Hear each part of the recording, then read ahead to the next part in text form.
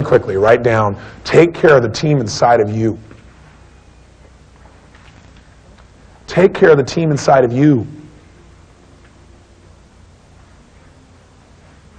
You know what I got by watching that film? I watched that film and I watched guy after guy after guy totally upset with his life now, even though he was successful. And you know what I thought? I thought, here all these people are. The guy is a multimillionaire, travels around the world, totally successful, and he's unhappy. Here's this other guy, he's the head of the bank, and he's unhappy. He has everything in the world to be happy for, but he's not getting the happiness that's right there in front of him. And when the film stopped, I thought, that is so incredible. It was so contrasting because they had this other guy on there. His name was Roy Campanelli. Remember him?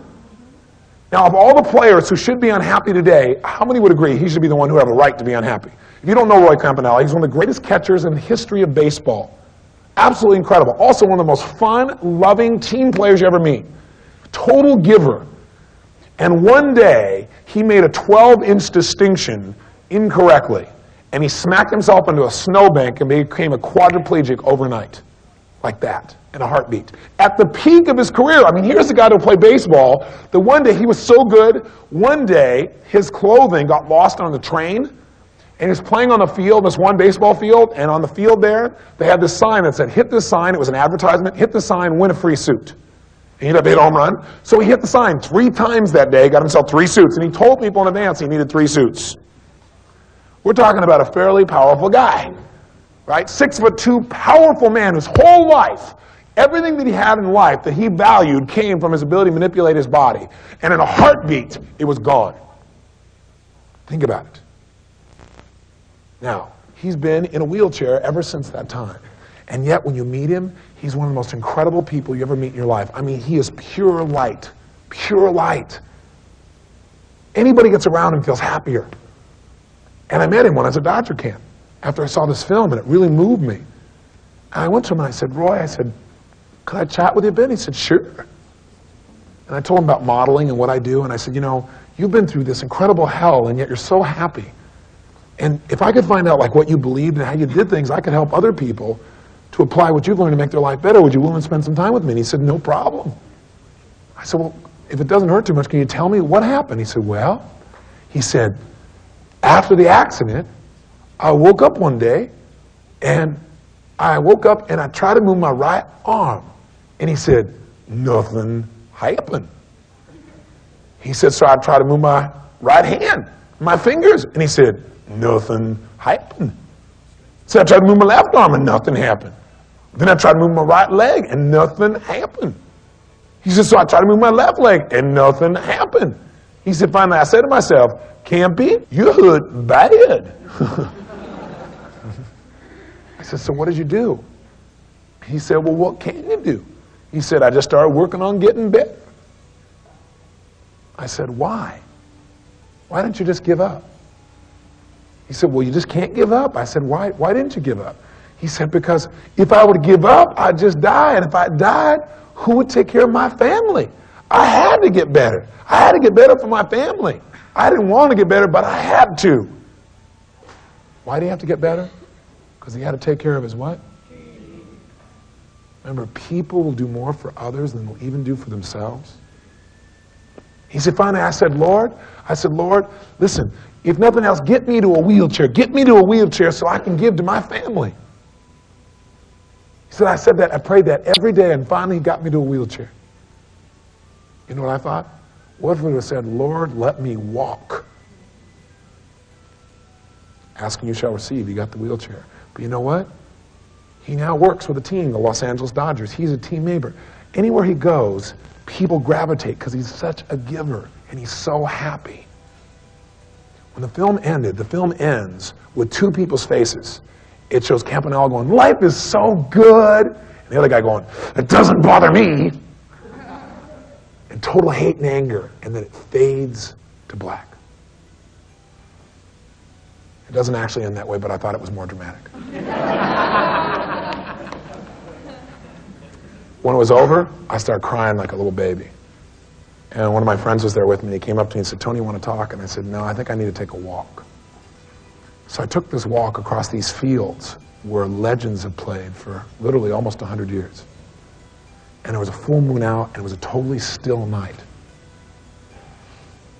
And I thought to myself, I'm crying like uncontrollably. And I thought, at first I thought I was crying because of the film. But then I thought, why am I hurting so bad inside? It's just a movie. And I realized the reason I was crying is I felt this incredible sadness because I realized that I had become like some of those players.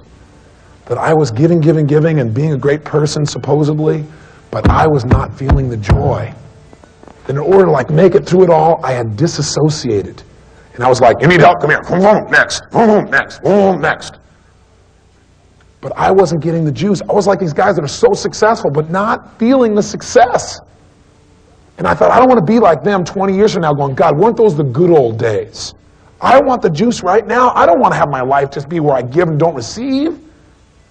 I got to make sure I feel the joy and I take care of me too.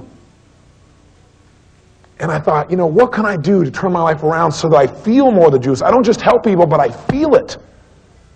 And I thought for a while, and I thought the answer is, I need to make sure that whenever I meet people, I really associate to knowing whoever they are, that they're part of my team.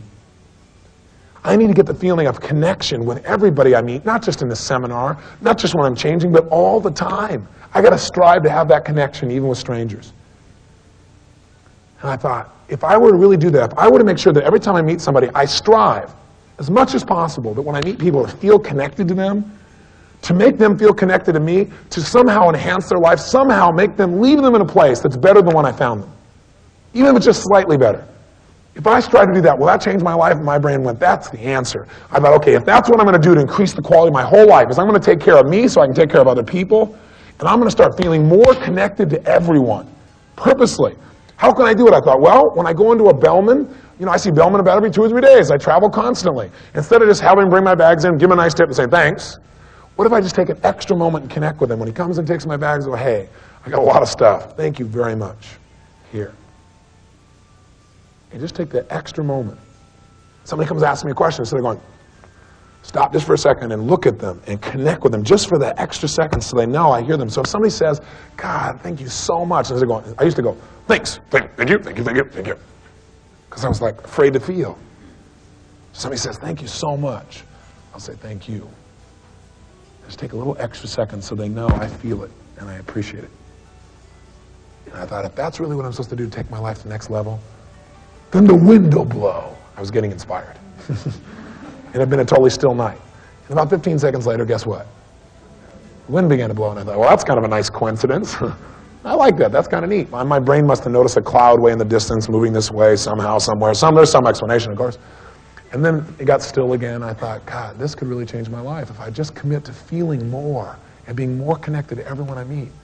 I thought, okay, it's still again. If this is really what I'm supposed to do to take my life to the next level, then the wind will blow again. And sure enough, about 5 seconds later, guess what? The wind blew again. Now, I don't know if that means anything, but I'm going to pretend that it does. And I tell you what I learned to do. I learned to take care of me and feel more connected with people as well. And it's still something I work on. But the reason I say that is, can you give to somebody else if you don't feel the connection? Can you really give 100%? If you don't take care of you, you got nothing to give other people. So the challenge in life, as far as I'm concerned, is for you to figure out what are the areas of your life where you're not giving to you. See, you may be a real powerful businessman, and so you're going for business, but maybe there's a part of your life that you've made wrong, but there's a part of you that wants something, like to dance, or to sing. You go, that's stupid, I gotta be a businessman. Or to make money. Maybe part of you thinks you'd love to make money, but another part of you goes, no, I shouldn't do that. Until you start taking care of you, you will never be able to give all the other things you want to give. So here's my assignment to you. I want you to find an area of your life that you're not giving to yourself. And in the next 4 weeks, I want you to commit 1 evening a week to giving to yourself in some unique way. For example, maybe a part of you would love to dance or sing, but you think, oh, I'm not a good dancer, or that's dumb, I need to do business. I want you to take 1 evening a week for 4 weeks at least and take a dance class. Because you know what's going to happen? That little thing of giving yourself the dance class, as dumb as it sounds, what will happen is you'll be more congruent, because instead of having a part of you feeling left out inside of you, you will feel more fulfilled. When you feel more fulfilled, your business will be stronger as well.